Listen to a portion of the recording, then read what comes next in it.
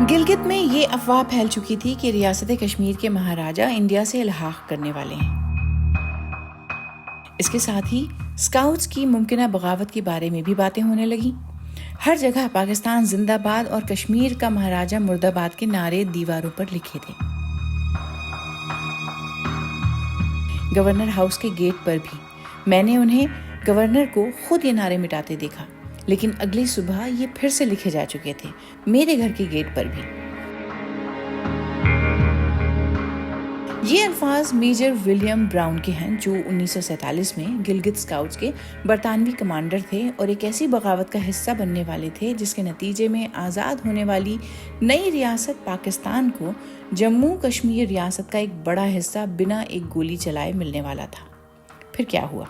آج be be series میں میں سمرا فاطمہ آپ کو سنانے جا رہی ہوں صحافی اور محقق وقار مصطفیٰ کی یہ تحریر، جو اسی بارے میں ہے کہ گلگت بلتستان کا خطہ پاکستان کے زیر انتظام کیسے آیا۔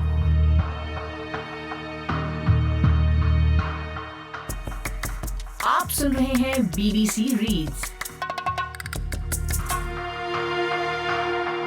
اس علاقے میں گلگت کے ساتھ ساتھ اسکردو شہر بھی شامل تھا، جو آج پاکستان کے زیر انتظام گلگت بلتستان بن چکا ہے، لیکن اس کہانی کا آغاز 1947 میں گلگت سے ہی ہوا تھا۔ یہ وہ زمانہ تھا جب پاکستان اور انڈیا تو آزاد ہو چکے تھے، لیکن جموں و کشمیر کی ریاست سمیت چند دیگر ریاستوں کے الحاق کا معاملہ متنازع ہو چکا تھا، اور ایسے میں گلگت میں موجود میجر براؤن اپنی کتاب گلگت ریبیلین یعنی گلگت بغاوت میں لکھتے ہیں کہ 25 اکتوبر 1947 کی شام خبروں سے علم ہوا کہ انڈین حکومت نے کشمیر میں فوج بھیجنے کا فیصلہ کر لیا ہے۔ چند ہی دن قبل قبائلی جنگجو مظفر آباد کے راستے کشمیر پر حملہ آور ہوئے تھے اور سری نگر کے قریب پہنچ چکے تھے۔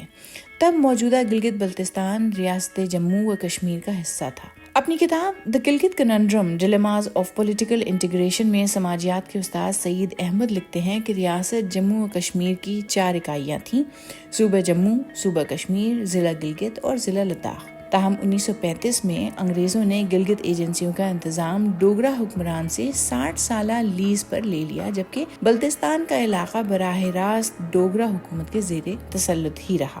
دی Gilgit conundrum dilemmas of political integration میں سماجیات کے استاد سعید احمد لکھتے ہیں کہ انڈیا اور پاکستان کی آزادی سے 2 ہفتے قبل انگریزوں نے یہ لیز اچانک منسوخ کر دی اور 30 جولائی 1947 کو ریاست کشمیر آرمی کے برطانوی commander in chief major general Scott Gilgit پہنچے، جن کے ساتھ بریگیڈیئر گھنسارا سنگھ بھی تھے، جنہیں کشمیر کے مہاراجہ نے گورنر بنا کر گلگت بھیجا تھا۔ تب تک مہاراجہ نے کشمیر کے پاکستان یا انڈیا سے الحاق کا فیصلہ نہیں کیا تھا۔ البتہ برطانوی راج کے خاتمے کے ساتھ ہی کشمیر کے مختلف حصوں میں مہاراجہ کے خلاف مزاحمت شروع ہوئی اور قبائلیوں کی سری نگر کی جانب پیش قدمی کے بعد مہاراجہ نے 27 اکتوبر 1947 کو انڈیا سے الحاق کا اعلان کر دیا۔ میجر براؤن کی کتاب کے مطابق گلگت اسکاؤٹس، جو پہلے ہی ایک انقلابی کونسل تشکیل دے چکے تھے، انہوں نے ان حالات میں 31 اکتوبر 1947 کو آپریشن دتا خیل کے نام سے بغاوت کا آغاز کر دیا۔ اس بغاوت کا آغاز گلگت کے قریب بونجی سے ہوا، جہاں مرزا حسن خان کی قیادت میں کشمیر کی ریاستی فوج کے مسلمان سپاہیوں نے 6 کشمیر انفینٹری کے سکھ کمپنیوں پر حملہ کیا۔ ادھر گلگت میں گورنر گھنسارا سنگھ نے کچھ مزاحمت کے بعد صوبیدار میجر بابر کے سامنے ہتھیار ڈال دیے۔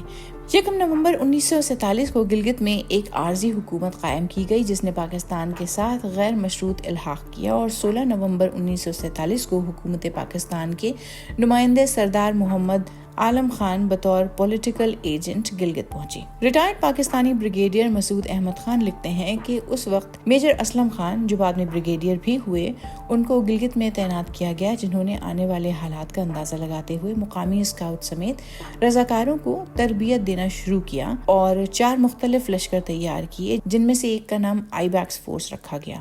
اسلم خان 8 بہن بھائیوں میں سے ایک تھے، جن میں اصغر خان بھی شامل تھے، جو بعد میں پاکستان کے فضائیے کے ایئر چیف مارشل اور سربراہ بھی رہے۔ مسعود احمد خان کے مطابق اسکردو دریائے سندھ کے کنارے سطح سمندر سے 7400 فٹ بلندی پر واقع تھا اور اسٹریٹجک اعتبار سے اہمیت کا حامل تھا۔ ایسے میں پاکستان اور انڈیا دونوں کو ہی یہ احساس تھا کہ اسکردو پر کنٹرول کرنا ضروری ہے۔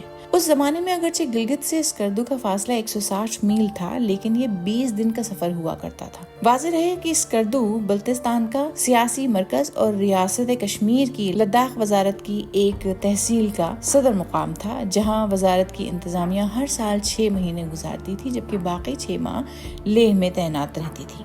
डिबैकल इन बल्तिस्तान नामी किताब के मुसन्निफ एस कुमार महाजन के मुताबिक मेजर शेर जंग थापा की सरबराही में 6 बटालियन की एक कंपनी लेह में मौजूद थी, जिसे गिलगित में बगावत की खबर मिलते ही लेफ्टिनेंट कर्नल ने स्कर्दू का दिफा करने के लिए रवाना होने का हुक्म दे दिया। महाजन के मुताबिक शेर जंग थापा 3 दिसंबर 1947 को स्कर्दू पहुंचे तो उन्होंने महसूस किया कि उनकी पोजीशन मजबूत नहीं है।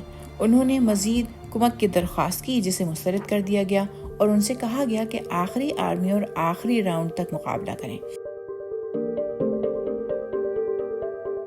शेर जंग थापा ने शहर से बाहर एक दिफाई हिसार कायम किया। इससे कबल महाजन के मुताबिक लद्दाख के डिस्ट्रिक्ट मजिस्ट्रेट अमरनाथ, जो उस वक्त स्कर्दू में ही मौजूद थे, ये निशानदेही कर चुके थे कि लद्दाख, कारगिल और स्कर्दू में इंडियन फौज को फौरी तौर पर पहुंचाने के लिए तैयारी किस मुकाम पर उतर सकते हैं। ताहम इंडियन फौज उस वक्त कश्मीर के दीगर महाजों पर मसरूफ थी और एक मसला महाजन के मुताबिक ये भी था कि इंडियन फ़ज़ाइये के पास मौजूद तैयारे उन मकामात पर लैंडिंग नहीं कर सकते थे। अहमद हसन दानी की किताब तारीख़ शुमाली इलाक़ाजात के मुताबिक इस बात का इदराक मेजर असलम खान को भी था कि श्रीनगर की तरह अगर इंडियन फौज तैयारों के जरिए स्कर्दू पहुंच गई तो ये शहर उनके हाथ से निकल जाएगा और ऐसे में वक्त कम था।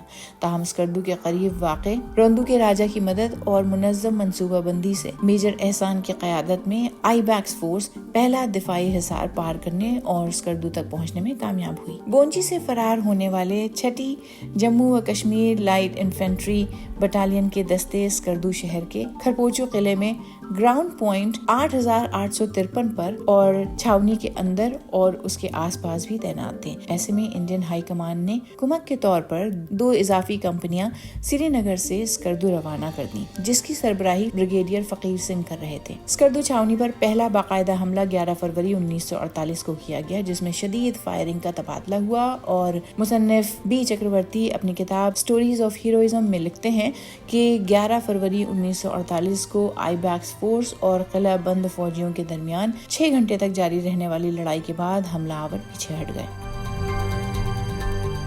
फरवरी और मार्च के दौरान और हमले किए गए, जिनके दौरान मसूद खान के मुताबिक पॉइंट 8853 समेत आधी पोजीशंस पर कब्जा कर लिया गया। इसी दौरान खबर आई कि ब्रिगेडियर फकीर सिंह की क़यादत में एक ब्रिगेड साइज कुमक स्कर्दू में महसूर फोर्स को बचाने के लिए आ रही है। ऐसे में 2 प्लाटून को कारगिल स्कर्दू सड़क की जानिब भेजा गया, जहां घात लगाकर इंडियन फौजियों के लश्कर पर फायरिंग के साथ साथ ऊंचाई से भारी पत्थर भी बरसाए गए। ब्रिगेडियर फकीर सिंह और उनके मुशीर कम रोशनी की वजह से कुछ फौजियों के साथ फरार होने में कामयाब हो सके, जबकि बहुत से लोग दरियाए सिंध में कूदकर डूब गए। महाजन के मुताबिक ऐसे में स्कर्दू में महसूर इंडियन फौजियों और उनके कमांडर शेर जंग थापा के हौसले और रसद दोनों ही कम होते जा रहे थे। इस दौरान इंडियन फ़ज़ाइये ने किसी हद तक रसद का सामान फ़ज़ा के रास्ते किले तक पहुंचाया। ताहम इस दौरान मेजर एहसान ने चंद लश्कर स्कर्दू से आगे कारगिल और जुजेला की जानिब रवाना किए और मई 1948 में आईबैक्स फोर्स के अनासिर एस्किमो फोर्स के जरिए कारगिल और दराज पर कब्जा करने में कामयाब हो गए। बाद में इंडियन फौज की जानिब से कार्रवाइयों के नतीजे में उन्हें पसपा होना पड़ा। और इसी दौरान चित्राल स्काउट्स और चित्राल बॉडीगार्ड्स के 300 जवान शहजादा मताउल मुल्क और मेजर बुरहानुद्दीन की क़यादत में स्कर्दू पहुंचे, जहां मताउल मुल्क ने हथियार डालने का पैगाम भेजा, लेकिन कोई जवाब न मिला। चंद्र बी खंडूरी लिखते हैं कि अगस्त 1948 के वस्त तक स्कर्दू बुरी हालत में था। 13 अगस्त 1948 को स्कर्दू में मौजूद कश्मीरी और इंडियन फौज ने छोटी छोटी टुकड़ियों में किला छोड़ दिया और 14 अगस्त 1948 को 5 माह के तवील मुहासरे के बाद lieutenant colonel Thapa, captain Ganga Singh, captain प्रदुल Singh, lieutenant Ajit Singh ने 250 जवानों के साथ हथियार डाल दिए। मुखर डॉक्टर अहमद हसन दानी के मुताबिक आखिरी फतह चित्राल के जवानों की मदद से हासिल हुई, जिन्होंने कर्नल मताउल मुल्क की कमान में आखिरी ज़रब लगाई। 14 اگست 1948 کے دن کے 1 بجے پاکستان کا پرچم پہاڑ کی چوٹی پر واقع تاریخی قلعے خرپوچو پر لہرایا گیا اور اسکردو جنوبی بلتستان کے ساتھ پاکستان کے زیر انتظام شمالی علاقہ جات کا حصہ بن گیا۔ میجر احسان علی کو حکومت پاکستان نے ستارے جرات سے نوازا، جبکہ لیفٹیننٹ کرنل شیر جنگ تھاپا کو بعد میں انڈیا نے مہاویر چکر دیا۔ جنگ کے بعد انہیں اور دیگر جنگی قیدیوں کو انڈیا واپس بھیج دیا گیا۔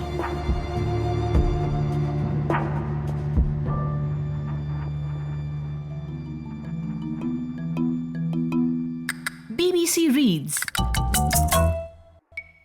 BBC ریڈز کے ذریعے ہماری یہی کوشش ہے کہ BBC اردو کی ویب سائٹ کی وہ سٹوریز جن میں آڈینس کی دلچسپی زیادہ نظر آتی ہے انہیں اور بھی زیادہ لوگوں تک کیوں نہ پہنچایا جائے۔ تو ہم پڑھیں اور آپ سنیے، اور اپنے دوستوں اور ساتھیوں کو بھی سنائیے۔